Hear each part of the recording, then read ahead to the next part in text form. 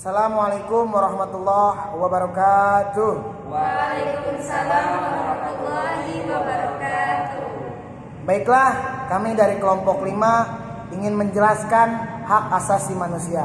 Saya sebagai moderator atas nama Hendrawanto dan ini teman-teman saya dan rekan-rekan saya atas nama Sahara, Siti Lulul Mujayana, Pipin Nurul Habibah, Nia Nursela. Baiklah, saya sebagai moderator ingin menjelaskan hak asasi manusia. Latar belakang dan rumusan masalah yang akan disampaikan oleh saudari Lulu. Oke, baik. Latar belakang. Hak asasi manusia adalah hak dasar yang dimiliki manusia sejak manusia itu dilahirkan. Hak asasi dapat dirumuskan sebagai hak yang melekat dengan kodrat kita sebagai manusia. Mustahil kita dapat hidup sebagai manusia. Hak ini dimiliki oleh manusia semata-mata karena ia manusia, bukan karena pemberian masyarakat atau pemberian negara. Maka hak asasi manusia itu tidak tergantung dari pengakuan manusia lain, masyarakat lain, atau negara lain. Hak asasi diperoleh manusia dan dari penciptanya, yaitu Tuhan yang Maha Esa, dan merupakan hak yang tidak dapat dibatalkan. Adapun rumusan masalah yang akan dibahas di makalah kita ini. Pertama, ada apa pengertian dan hakikat HAM. Kedua, bagaimana sejarah perkembangan HAM. Ketiga, bagaimana HAM dalam perspektif global. Keempat, bagaimana HAM di Indonesia. Kelima, menjelaskan pentingnya HAM di era milenial.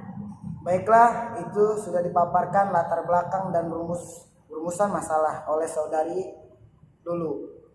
Selanjutnya, pengertian HAM dan sejarah perkembangan HAM oleh saudari Nia Nursela. Baik, pengertian HAM. Hak asasi manusia adalah hak yang dilindungi secara internasional, yaitu Declaration of Human Rights, seperti hak untuk hidup, hak kemerdekaan, hak untuk memiliki, hak untuk mengeluarkan pendapat. Jadi, hak asasi manusia adalah konsep hukum dan normatif yang menyatakan bahwa manusia memiliki hak yang melekat pada dirinya, karena ia adalah seorang manusia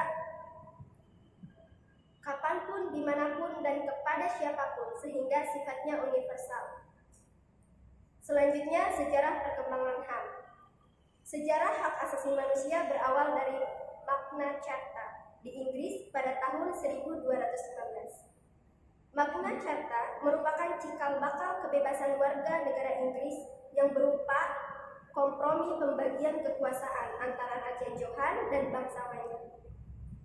Langkah penting selanjutnya adalah pada tahun 1628 sebagai garansi terhadap habeas corpus, yaitu hak seseorang untuk dibawa sebelum pengadilan untuk menentukan apakah dia dibebaskan. Baiklah, itu telah dipaparkan pengertian HAM, sejarah perkembangan HAM oleh saudari Nia. Selanjutnya, HAM dalam perspektif global dan HAM di Indonesia oleh saudari Pipi. HAM dalam perspektif global adalah suatu pandangan yang timbul akibat suatu kesadaran bahwa hidup dan kehidupan ini untuk kepentingan global yang lebih luas. Dalam cara berpikir, seseorang harus berpikir global, dan dalam bertindak dapat secara lokal, think globally and act locally. Oleh karena itu, harus kita camkan betul bahwa yang kita lakukan dan perbuat akan mempengaruhi dunia secara global. Hal ini harus ditanamkan pada diri murid bahwa kehidupan kita ini adalah bagian dari kehidupan dunia. Kita tidak dapat berkembang tanpa adanya hubungan dan komunikasi dengan dunia luar. Kita hidup karena daya saling ketergantungan. HAM di Indonesia. Hak asasi manusia di Indonesia dianggap sakral, diperjuangkan penuh jiwa serta sangat sejalan dengan kehidupan berbangsa dan bernegara. Indonesia telah ikut bersama negara lain untuk memperjuangkan HAM, memasukkan rasa kemanusiaan dan dalam perundangan, sebab hal ini merupakan fundamental. Pancasila sebagai dasar negara Indonesia sepenuhnya mendukung dan menjunjung tinggi penegakan hak asasi manusia Indonesia. Di awal kemerdekaan Indonesia, tokoh seperti Muhammad Hatta merupakan orang yang paling vokal dalam menyuarakan HAM.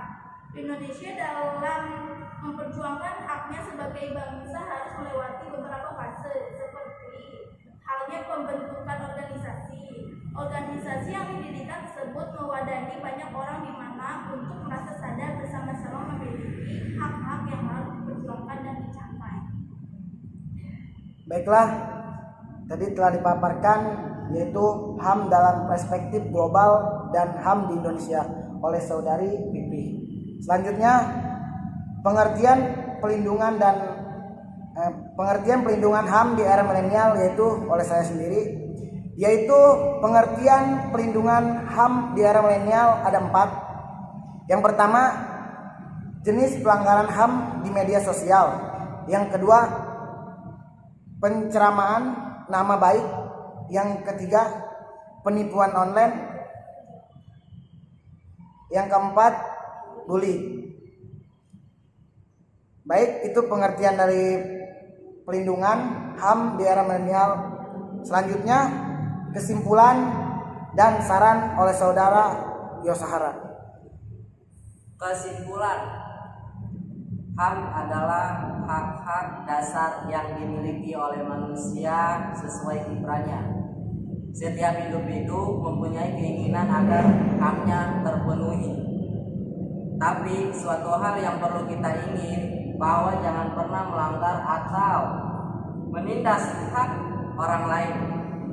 HAM mempunyai arti penting bagi kehidupan manusia, terutama dalam hubungan antara agama dan warga negara, dan dalam hubungan antara sesama warga negara. HAM merupakan hak dasar yang dilindungi sejak manusia itu dilahirkan, yang diperoleh manusia dari Tuhan Yang Maha Esa, dan merupakan hak yang tidak dapat diabaikan. HAM tidak dapat diganggu-gugat oleh siapapun, karena HAM bersifat kodrati dan berlaku kesepanjangan hidup manusia. Saran, sebagai makhluk sosial kita harus mampu mempertahankan dan memperjuangkan HAM. Kita sendiri di samping itu, kita juga harus bisa menghormati dan menjaga HAM orang lain.